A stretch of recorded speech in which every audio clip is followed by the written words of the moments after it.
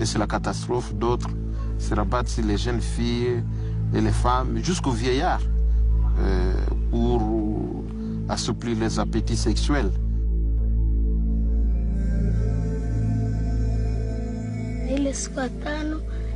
C'était un vendredi, vers 16 heures.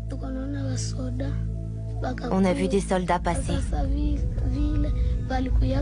Et puis, ils sont revenus plus tard. Ils ont pris toutes les femmes et ils les ont violées. Ensuite, ils sont passés au village suivant.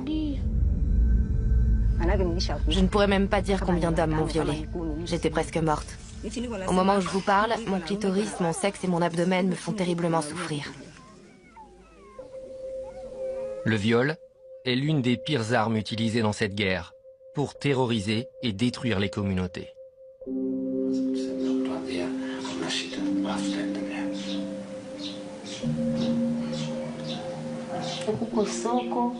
On s'est mis à courir.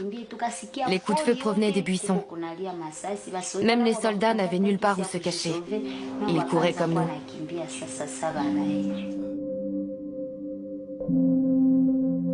Puis, j'ai vu un soldat devant la fenêtre. Il a pointé son arme sur moi.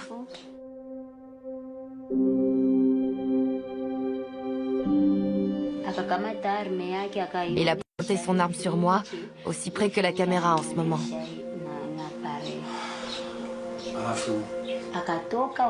Ensuite, il a fait ce qu'il voulait de mon corps. Puis un deuxième est arrivé, puis un troisième, un quatrième et un cinquième.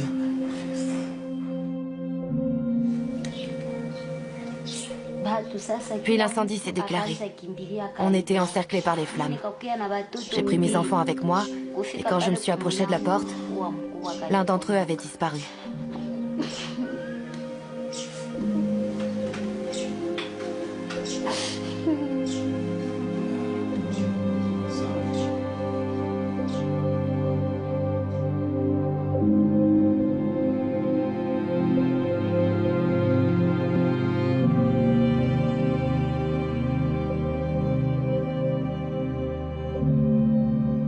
Avant 1996, le mot viol n'existait dans aucune des langues parlées au Congo. La guerre a commencé en 1996. C'est là qu'a véritablement commencé la tragédie congolaise.